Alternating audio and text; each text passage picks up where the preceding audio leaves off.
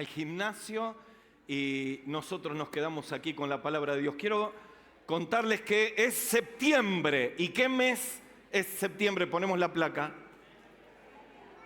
Bien. Y tenemos un lema, escuche bien, en cada hogar una Biblia. Así que escuche bien, conseguimos allá en la biblioteca. Vamos a esperar que esta multitud de chicos suba. Biblias, letra grande, nueva versión internacional.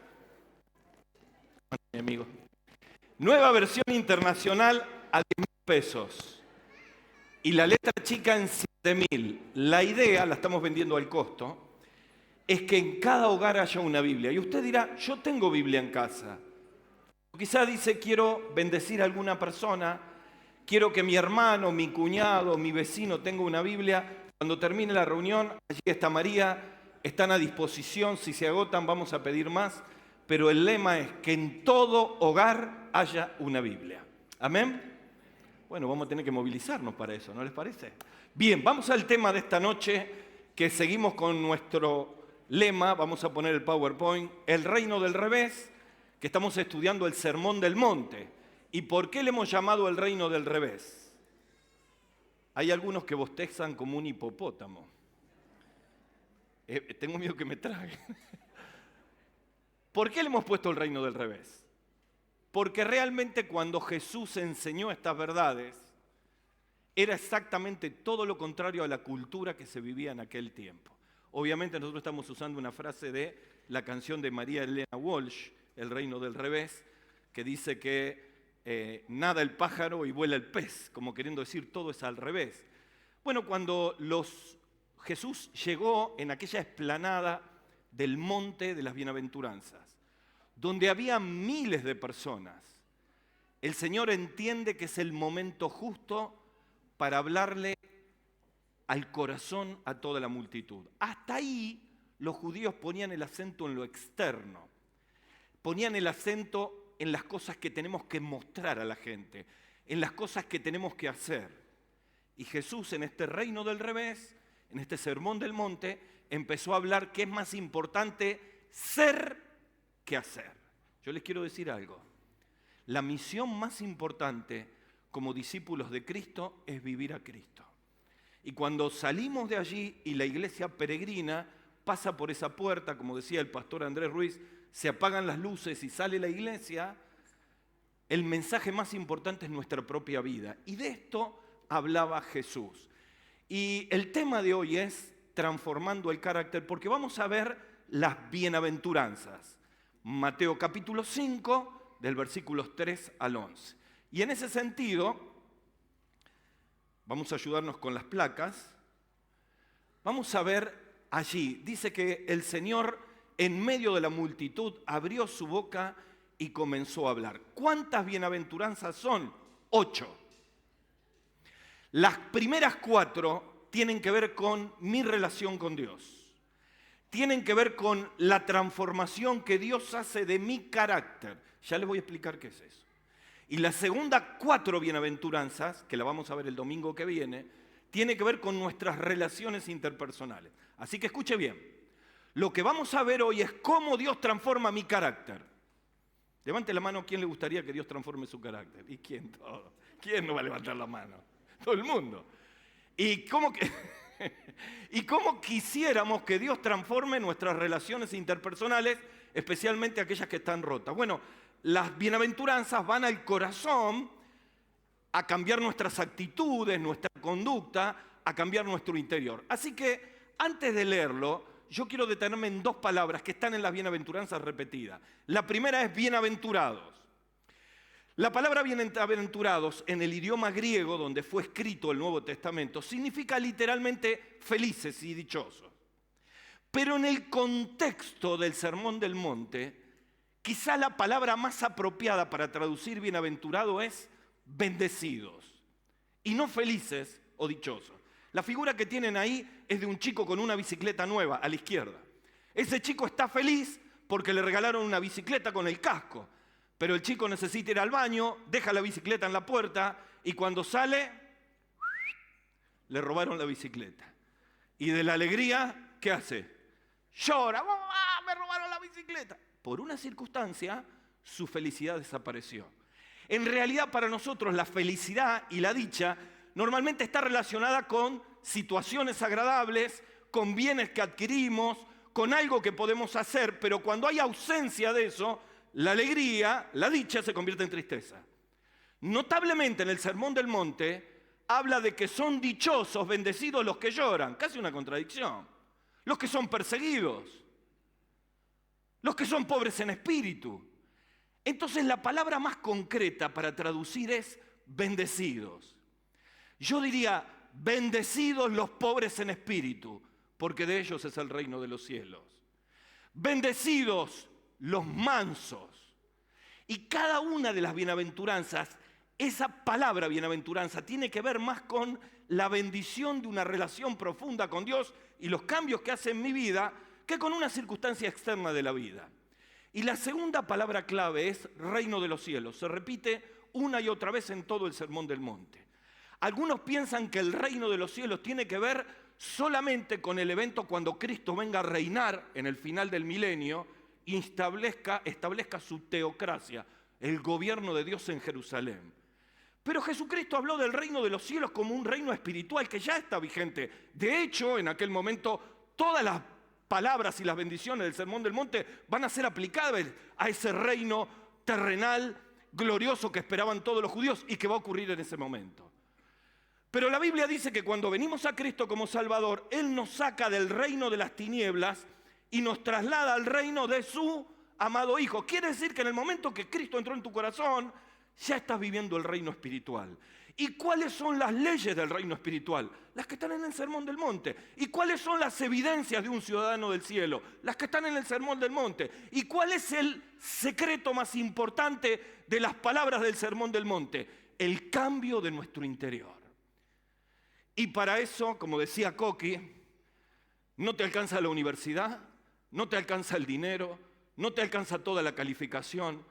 Solamente el cambio lo puede hacer Dios a través de su Espíritu Santo. Así que tranquilo, vamos a ver luchas con el carácter, vamos a ver unas cuantas cosas que son difíciles, pero son posibles por el poder del Espíritu Santo. Dicho esto, vamos ya nomás a las bienaventuranzas, solamente para que veas. Las primeras 4 tienen que ver con nuestra relación con Dios, pobres en espíritu, los que lloran, mansos, y los que tienen hambre y sed de justicia. Las próximas 4, que la vamos a ver el domingo que viene, tiene que ver con nuestra relación con el prójimo, cómo ser misericordiosos, cómo ser de limpio corazón, cómo convertirnos en pacificadores, cómo vivir la persecución honrando a Dios. Así que vamos a las primeras 4 bienaventuranzas. Mateo, capítulo 5, versículo 3. Esto es palabra de Dios.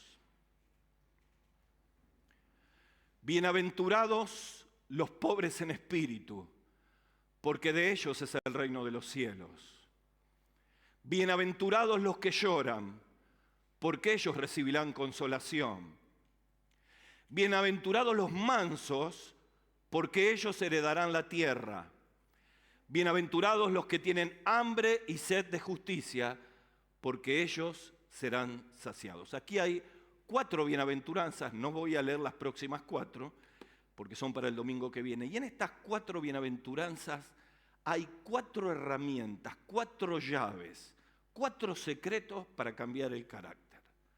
Y esto no es un invento mío, esto es palabra de Dios. Así que vos me dirás, ¿esto funciona o no funciona? Funciona. Solamente con el poder del Espíritu Santo. En primer lugar, la primera llave es alcanzar una humildad que nos exalta.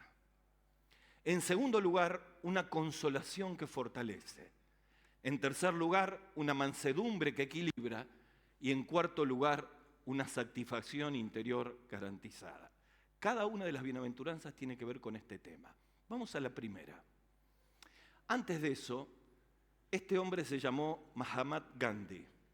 Fue la persona que luchó durante mucho tiempo para la liberación de la India, que es como un continente, del gobierno británico. Y finalmente, con la no violencia lo logró. Pero él pasó un tiempo en Sudáfrica. Y en Sudáfrica siempre hubo problema con los hombres de color. Las iglesias, las universidades, solamente eran para gente de piel blanca. Y como él es un hombre de color y era abogado, fue por unos años a Sudáfrica y cuando fue a una iglesia evangélica no lo dejaron entrar. Y entonces él, viendo esa hipocresía que había, dijo estas palabras: me gusta tu Cristo, no me gustan tus cristianos.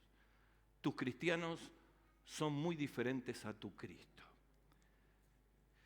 Creo que la reflexión de una persona no cristiana, diciendo esto, nos lleva a una autoconfrontación personal.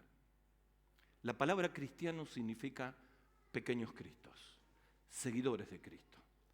No es tanto lo que decimos, es lo que vivimos.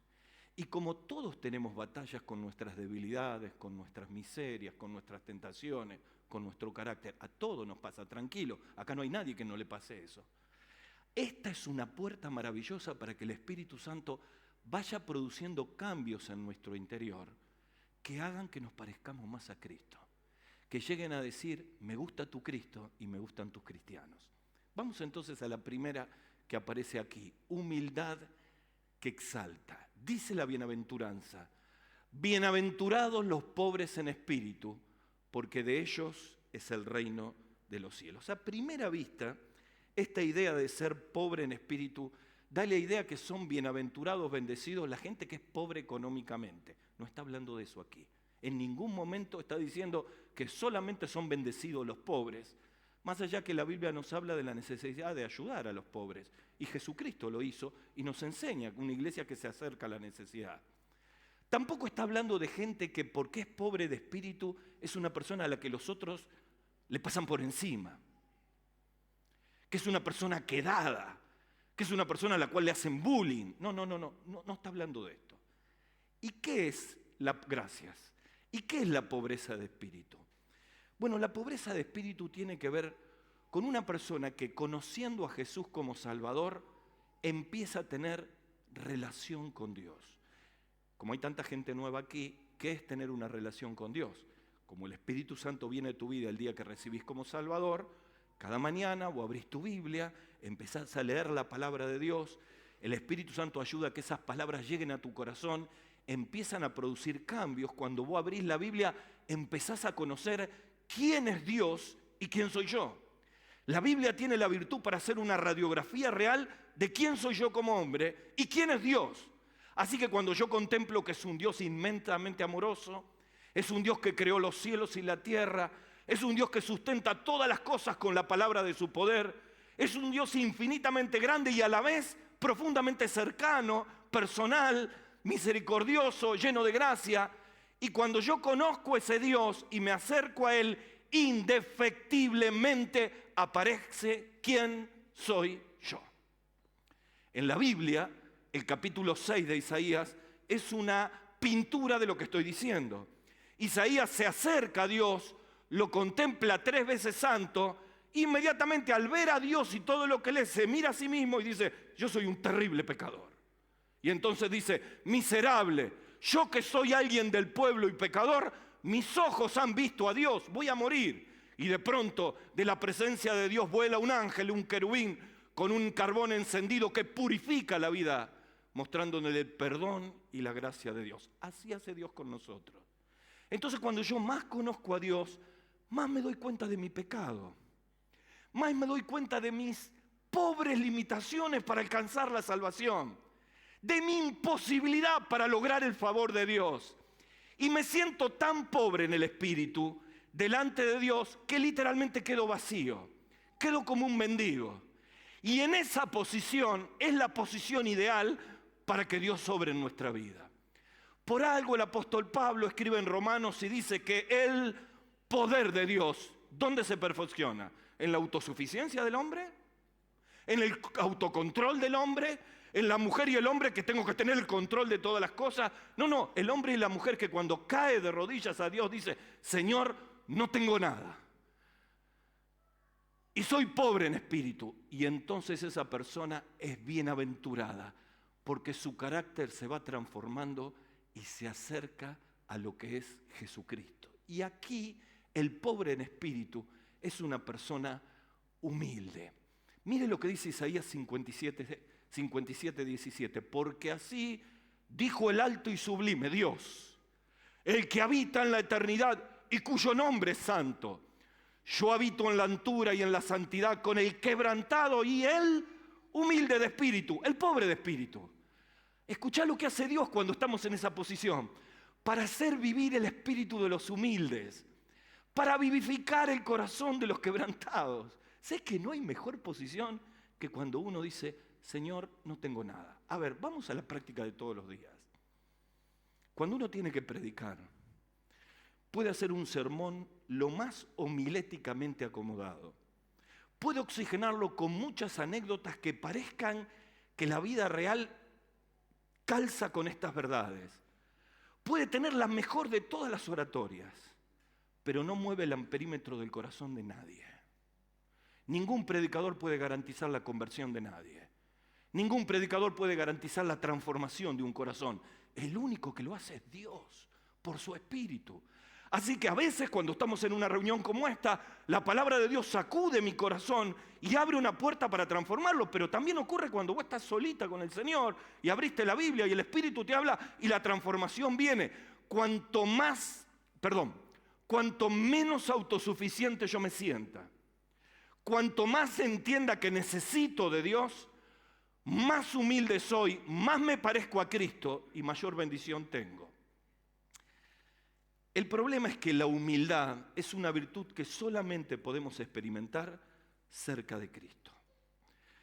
Pero cuando la humildad no está en nuestra vida, ¿la contracara cuál es? El orgullo. En Lucas capítulo 11, Jesús es invitado a la casa de un fariseo. Sana a un hombre hidrópico, es decir, tenía agua con edemas en su cuerpo y para la medicina de aquel tiempo era absolutamente imposible curarlo. Jesús lo sana en día sábado y se da una atención en la casa de este fariseo. Pero luego de ese milagro, la gente se empieza a amontonar y muchos quieren los primeros lugares. Quieren sentirse importantes, quieren hacerse ver. Y entonces cuando Jesús ve eso, le dice a sus discípulos, ustedes no tienen que actuar así. Porque cualquiera que se enaltece será humillado y el que se humilla será enaltecido. Cuando hablamos de pobres en espíritu, hablamos de humildad que enriquece. Y así como la humildad enriquece, el orgullo empobrece. La figura que ustedes tienen ahí es de un camaleón. La canción popular dice, el camaleón cambia de colores según la ocasión. Ese bichito hace eso. Ahí tiene el mismo color verde que las plantas. Se camufla ¿para qué? Para que no lo coma un depredador o para engañar a uno de los insectos que quiera atrapar para comer. Bueno, el orgullo es como el camaleón. Cambia de colores según la ocasión. Algunos creen que orgullo es solamente hablar de sí mismo. Son los cristianos yo. Yo soy el mejor. Yo traigo plata a casa. Yo soy el que me encargo de los chicos. Yo soy el que... Yo. Nadie quiere vivir al lado de un yo. Por el contrario, la humildad hace atractiva a una persona. Si ustedes me preguntan a mí, ¿qué me impacta, qué me inspira de un siervo de Dios? Ni la prédica, ni la capacidad, ni lo que hace. ¿Saben qué me inspira? La humildad. Porque cuando somos humildes nos parecemos a Cristo. Pero el orgullo tiene un montón de colores, no es solamente el yo. Acá la transformación del carácter tiene que ver y ataca el corazón de todas las manifestaciones de nuestro orgullo.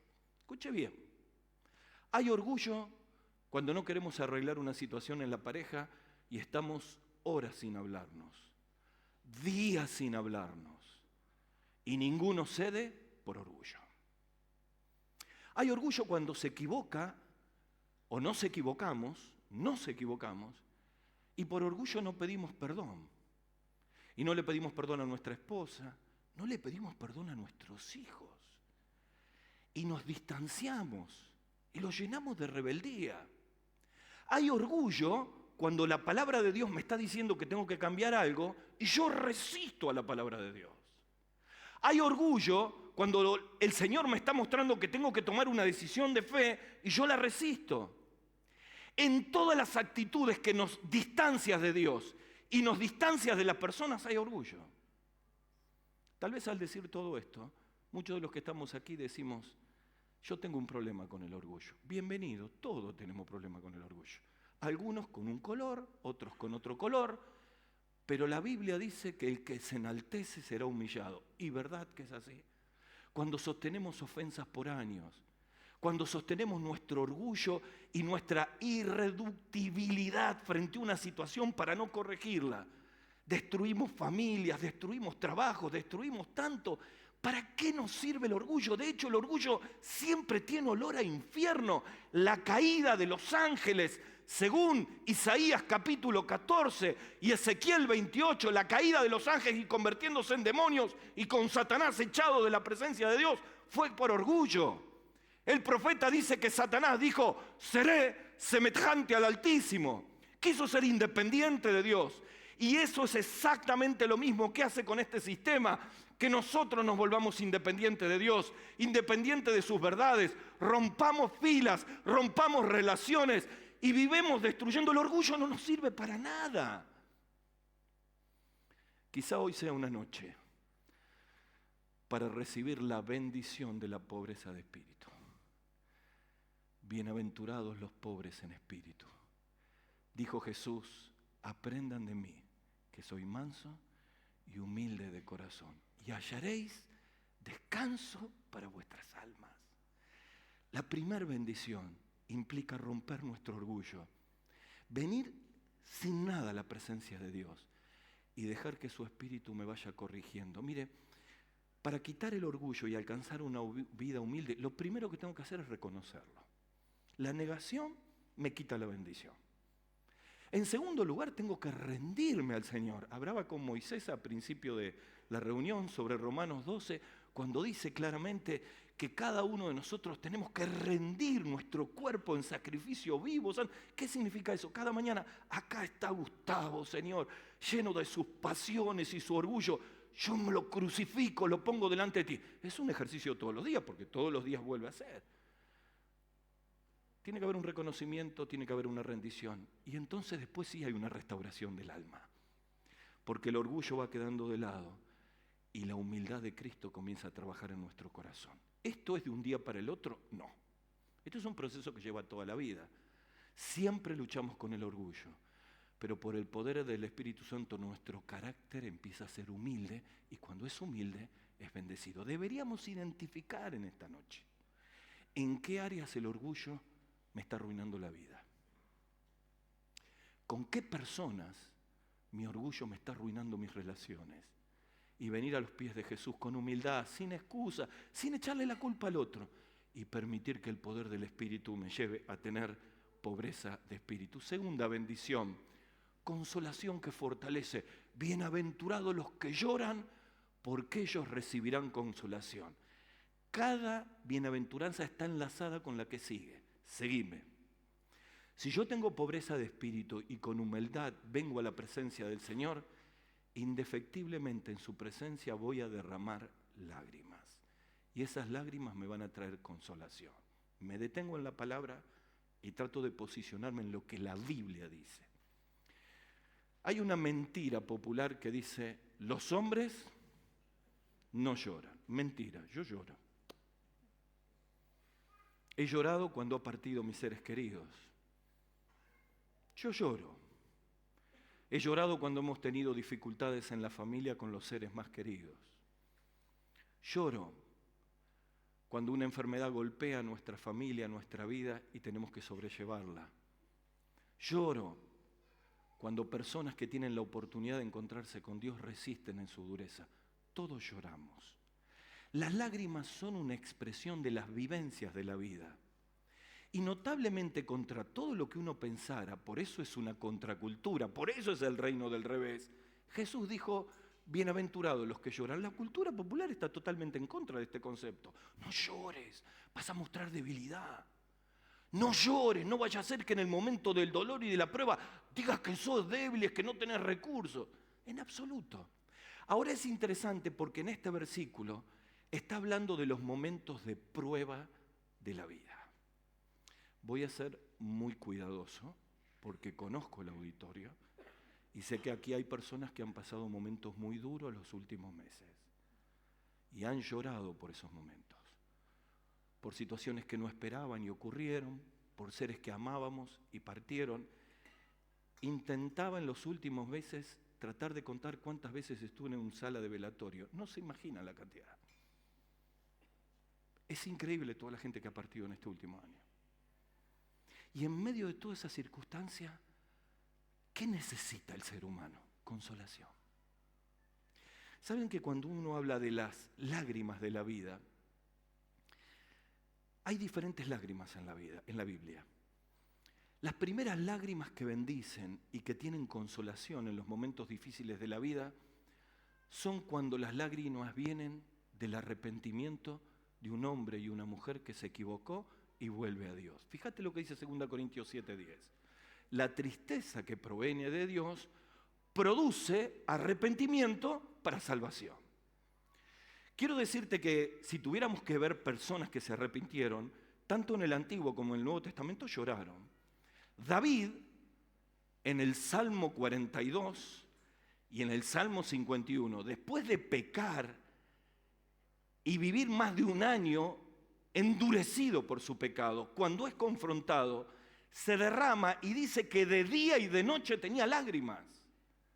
Pedro, por ejemplo, cuando niega a Jesús en el patio de Caifás, en los últimos capítulos de Mateo, dice que cuando Jesús lo miró y cantó el gallo, lloró amargamente.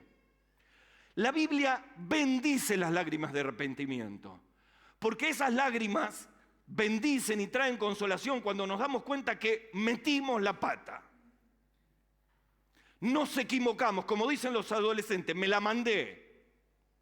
Y lo primero que ocurre es que me doy cuenta que le fallé a Dios. Si eso no ocurre primero, no es arrepentimiento, es solo remordimiento. El remordimiento no trae bendición. La bendición es para el arrepentimiento. Por eso la palabra de Dios dice, el que encubre su pecado no prosperará, pero el que lo confiesa y se aparta es bendecido, alcanza misericordia. Hace unos años atrás, en una de las aulas de arriba, me encontré con un hombre muy querido y muy conocido, buen tipo. Y me dice, Gustavo, me la mandé. Engañé a mi esposa, me echó de casa, estoy tan arrepentido. No tengo la menor idea si voy a poder recuperar todo lo que perdí. Pero lo peor de todo es que le fallé a Dios. Eso es arrepentimiento. Y cuando uno se da cuenta por el Espíritu que hay pecados que me están arruinando, en lugar de ocultarlos y camuflarlos, los confieso, lloro y soy bendecido. Son las lágrimas del arrepentido. Si vos viniste a este lugar y estás cargado por un pecado oculto que te está arruinando, que no lo sabe nadie, Dios lo sabe, olvídate. Dios lo sabe. Y como tenés a Cristo en el corazón, el Espíritu te incomoda, te inquieta.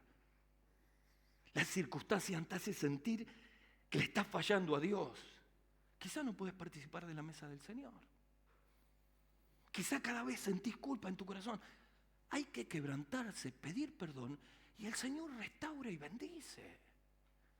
Las lágrimas de bendición son cuando en medio de la prueba, aunque se fue el que amaba, aunque lucho con esta enfermedad, yo siento la compañía y la consolación del Señor. Mira 2 Corintios 1, 3 y 4. Dice, bendito sea el Dios y Padre de nuestro Señor Jesucristo. No está allí, pero sigue. Padre de misericordias y Dios de toda consolación. Ahora sí. Quien nos consuela en todas nuestras tribulaciones, para que también nosotros podamos consolar a los que están sufriendo por medio de la consolación con que nosotros somos consolados por Dios. Claro, en el momento en que la prueba llega, nadie la espera. En el momento que te diagnostican lo que no querías que te diagnostiquen, y sabes que empieza un proceso duro. En el momento que se va el que yo amo y no lo quiero perder, en el momento que estalla el problema en el corazón de la familia, en el problema en que estoy en la aflicción y estoy en dolor, ¿qué necesito? necesito a Dios. Y cuando lloro, recibo la consolación de Dios. ¿Qué es la consolación de Dios? Es sentir que aunque estoy en medio de la tormenta, Él está en control. Aunque estoy en medio del dolor, Él está trabajando en mi vida. Y todas estas cosas que hoy yo no entiendo y que quisiera que sean distintas, con el paso del tiempo voy a entender los propósitos de Dios y el trabajo de Dios en mi propia vida. Por eso Santiago dice, hermano, estén bendecidos con sumo gozo cuando estén en diferentes colores de pruebas. Porque la prueba de vuestra fe produce paciencia. Y tenga la paciencia su obra completa. ¿Qué está diciendo Santiago? Nadie quiere pasar una prueba. Pero cuando llega, no te enojes con Dios. No te rebeles con Dios. No te enrosques con Dios. Quizá tenés un mal momento como Elías, que se enojó y se quería morir. Está bien, a todos nos pasa. Quizá tenés un momento donde si no puede ser que Dios haga esto. Y de pronto me doy cuenta que lo que necesito es la compañía y el consuelo de Dios en mi vida. Ningún hombre te lo puede dar, solo Dios. Bienaventurados los que lloran, porque ellos recibirán consolación. Pero también hay lágrimas que derramamos frente a los que se pierden y se van sin Cristo. Jesús la dijo en Lucas capítulo 19, versículo 41 y 42, cuando hizo la entrada triunfal en Jerusalén. Él dijo, acerca de la ciudad que entraba a Jerusalén, dice que Jesús lloró al verla. ¡Wow! Quizá nunca se detuvo en esto. Jesús lloró por la ciudad de Jerusalén.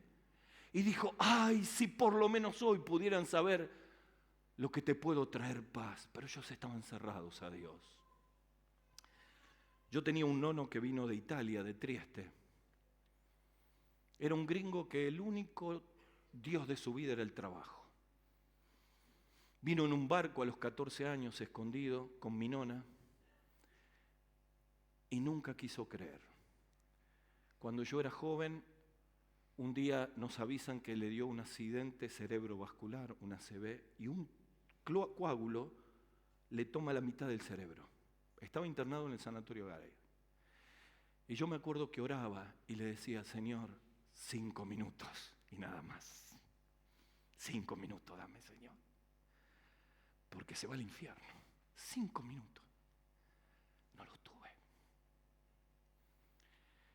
Pero a mi nono le predicamos de todos los colores y de todas las formas.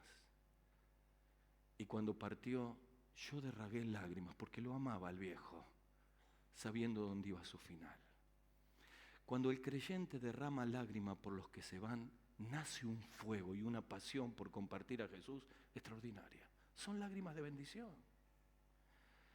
¿Cristo ha cambiado tu vida? El Evangelio, alrededor tuyo tenés parientes, amigos que se pierden irremediablemente. No esperes el velorio, no esperes el entierro. Hoy es tiempo para que compartas a Jesús. Orá por eso. Lágrimas que bendicen. Bienaventurados los que lloran.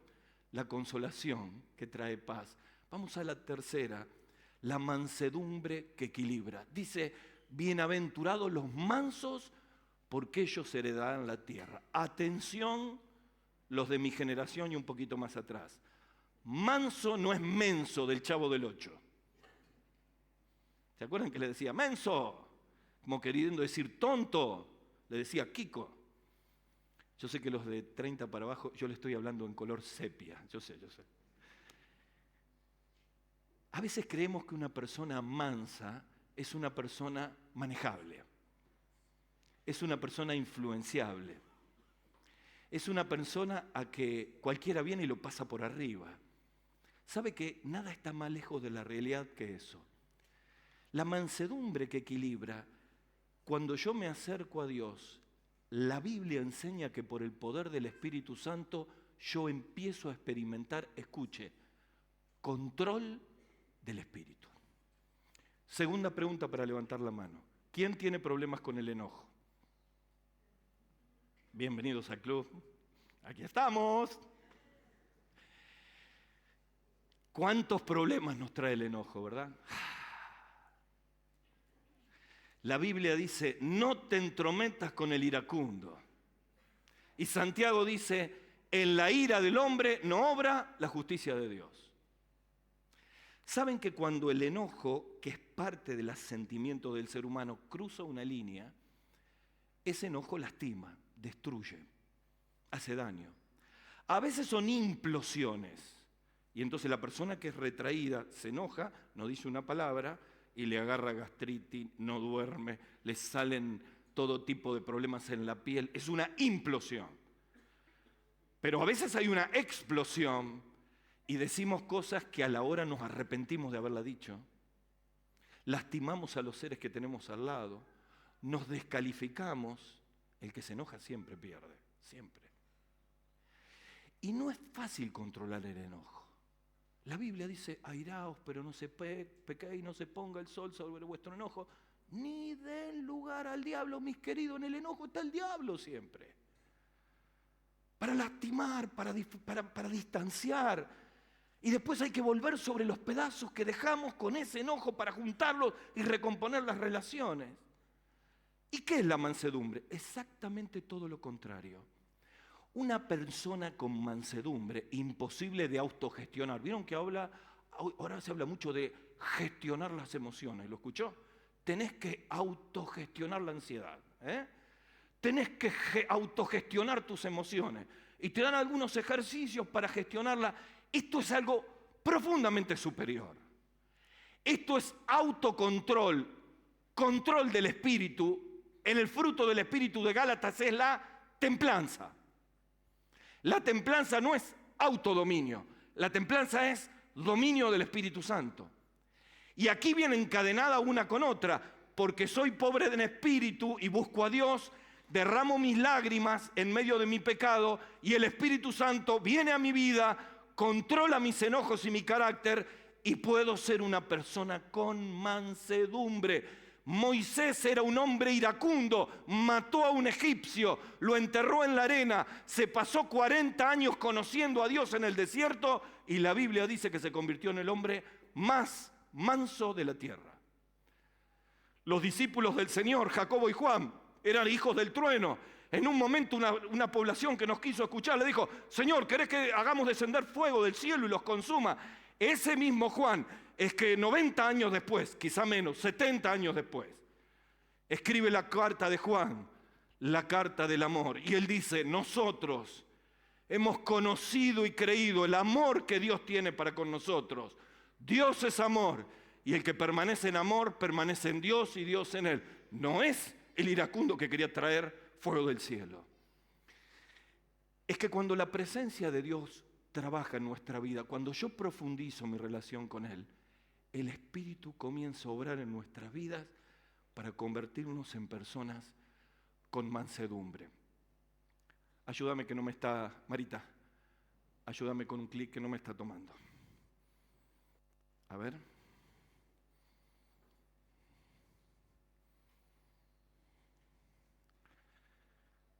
¿Saben que cuando el apóstol escribe, fíjate si me puedes hacer un clic más? Se tildó, no importa. Cuando el apóstol Pablo habla y escribe acerca de qué tipo de obra hace el Señor, dice estas palabras. Porque no nos ha dado Dios un espíritu de cobardía, sino un espíritu de amor, poder y dominio propio. Fíjense estos versículos. Jesús dijo, lleven mi yugo sobre ustedes y aprendan de mí que soy manso y humilde de corazón. Y van a tener descanso en sus almas. Mirá lo que dice Pedro. Cristo no cometió ningún pecado, ni hubo engaño en su boca. Cuando le maldecían, no respondía con maldición. Cuando sufría, no amenazaba, sino que remitía la causa al que juzga con justicia. Y aquí está 2 Timoteo 1:7. No nos ha dado Dios un espíritu de cobardía, sino poder, amor, y aquí esta palabra, dominio propio. ¿En qué área de la vida te está costando controlarte? ¿En qué momento explotás como un volcán? ¿En qué momento lastimamos a las personas y después nos arrepentimos? Bueno, ¿cómo hacemos para experimentar esta templanza del Espíritu que está prometiendo la palabra? O Dios miente o yo no estoy tomando las palabras, no estoy haciendo las cosas correctas. Bueno, como en lo anterior, como en el orgullo, lo primero que yo necesito admitir, tengo un problema con el enojo. Mientras lo niegue, no lo voy a superar. En segundo lugar, tengo que traerlo en oración todos los días al Señor, diciéndole, Señor, tú prometiste darme un espíritu de mansedumbre, está en el fruto del espíritu de Gálatas. Señor, tú dices que nos das un espíritu de dominio propio. Yo lo creo. Ayúdame que lo experimente hoy domingo o mañana lunes, en el trabajo, donde más me cuesta, donde tengo gente que me irrita. ¿Y qué más, Gustavo? Y tengo que tomar estas verdades y ir experimentándolas con un proceso de tiempo día a día, y el Señor va trabajando. Y si exploté el jueves, venía bien, lunes bien, martes, el jueves, ¡pah!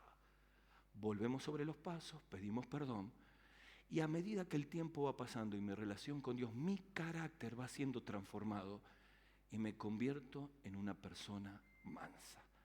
Nuestro querido pastor Miguel, siempre digo, la persona que más ha influido en mi vida, desde que era un adolescente. Detrás de esa pared, allí había un pasillo antes.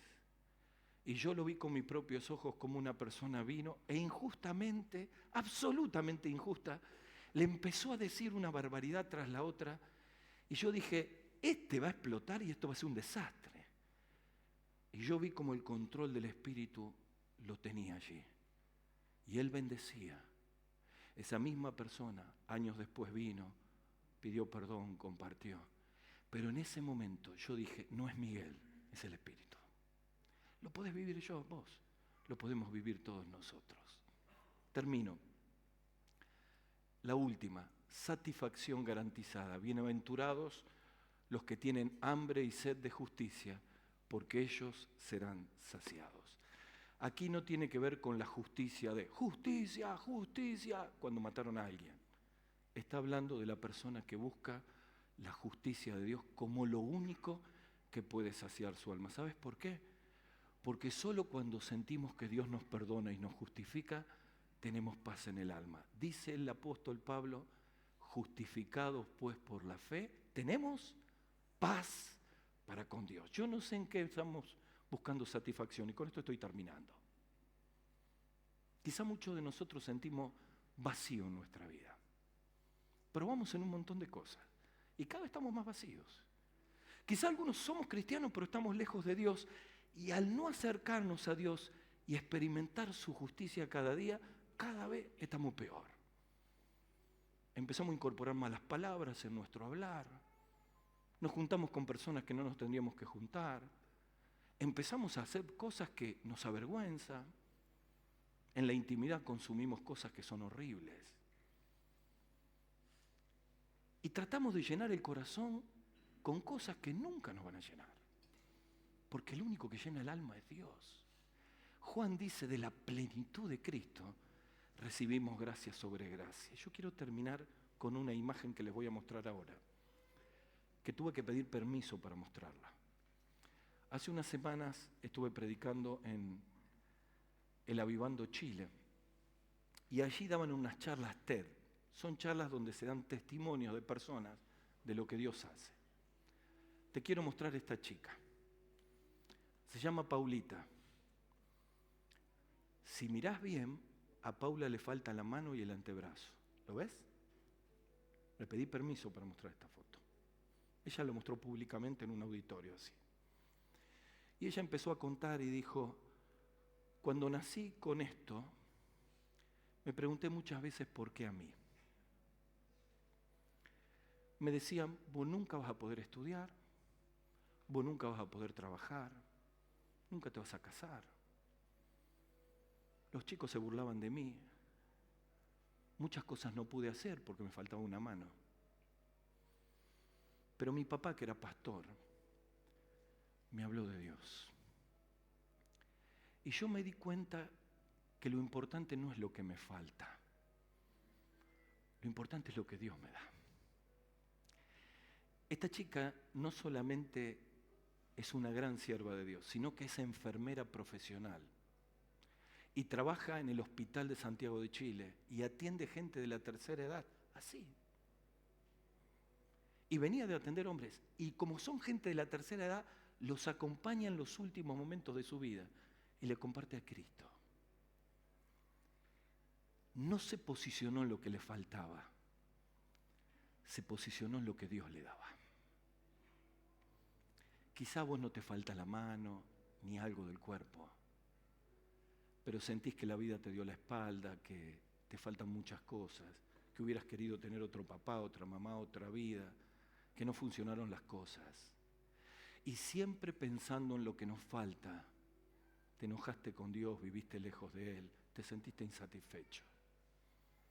La satisfacción del alma viene únicamente cuando te encontrás con Jesús y experimentas su presencia. Por eso en Juan 4, frente a la mujer samaritana, Jesús dijo: el que beba del agua que yo le daré no tendrá sed jamás. Más bien, el agua que yo le daré será una fuente que salte para vida eterna. Quiero hacer 2 llamados para terminar. El primero, a vos que sos cristiano y sentís que tu carácter tiene que ser trabajado por Dios. Yo quiero invitarte a que no resistas más al Señor. Bienaventurado es bendecido. Deja que las manos de Dios trabajen en nuestro orgullo, en nuestra autosuficiencia, en nuestra falta de humildad, en las pruebas de la vida, en los pecados que luchamos. Deja que trabaje en nuestro corazón y Él te va a hacer más parecido a Cristo, porque de eso se trata la bienaventuranza, el cambio interior. Seguramente, como ella, podés reclamar: ¿por qué me pasó esto a mí? ¿Por qué los hermanos de la iglesia? ¿Por qué? Mira, esos por qué no te llevaron a ningún lado. Pero hoy Dios está aquí y quiere que te renueves con Él y dejes de mirar lo que te falta y descubras al Dios grande que tenés, que transforma tu carácter y el mío, que transforma nuestra vida, que vuelve a solucionar las relaciones. Mientras manejamos nosotros las cosas no fue mal, es hora que se la dejemos manejar a Dios. Y para eso hay que entregarse en esta mañana con una oración de fe. Mi primer llamado en el nombre del Señor. Vení a Cristo y decirle: Señor, necesito que cambies mi carácter. Pero tal vez haya entre nosotros alguien que mientras escucha todo esto dice: yo no tengo nada de todo lo que vos predicaste. Y que dice ahí la Biblia: tenés que dar el primer paso de fe, y es encontrarte con Jesús. La Biblia dice que Jesús murió en la cruz por nuestros pecados, que cargó con nuestros pecados, que llevó nuestras culpas, pero no quedó muerto, resucitó al tercer día y tiene poder en esta noche para entrar en el corazón, perdonar los pecados y empezar a transformar la vida de cualquiera. No importa el pasado, no importa la historia, el amor de Dios es para todos. Si vos dejás de resistir a Dios y con una oración de fe le decís: Señor, necesito que seas mi Salvador. Gustavo, ¿cómo lo hago? Sencillo, con fe, aquí, en esta noche, ahora, con una oración. Así que vamos a inclinar la cabeza, vamos a orar todos. Los que somos de Cristo: Señor, transforma mi carácter. Pero si estás ahí y nunca le pediste perdón por tus pecados a Jesús, Él está llamando a la puerta de tu corazón. Yo te voy a ayudar. Orá conmigo, decile al Señor así: Señor Jesús, ahora sí, Señor Jesús, en esta tarde te doy gracias porque me amas. Reconozco que he pecado y quiero pedirte perdón. Señor Jesús, límpiame, perdóname. Señor, ven a mi corazón. Decile así: ven a mi corazón. Te acepto como mi Salvador. Te lo pido en el nombre del Señor Jesús. Amén. Todos con la cabeza inclinada. Voy a pedirte una señal de fe. Si oraste conmigo, levantá tu mano y volvéla a bajar. Y yo quiero orar por vos. ¿Quién? Dios te bendiga allí atrás. ¿Quién más? A ver. ¿Quién más por aquí? Aquí a la izquierda, Dios les bendiga. Allí en la izquierda, Dios les bendiga. ¿Quién más? Levantá tu mano para que yo te pueda ver. ¿Quién más ha orado al Señor para encontrarse con Jesús? Estos son los momentos de dejar que Jesús transforme mi vida. ¿Alguien más? Aquí, el Señor te bendiga, querido. El Señor te bendiga. Vamos a acercarnos a uno de los muchachos aquí. ¿Quién más? No me voy a apurar. Yo sé que muchos estamos luchando. ¿Quién más ha venido a Cristo en esta noche? Ok. Vamos a orar ahora todos al Señor. Pastor Roque va a venir aquí.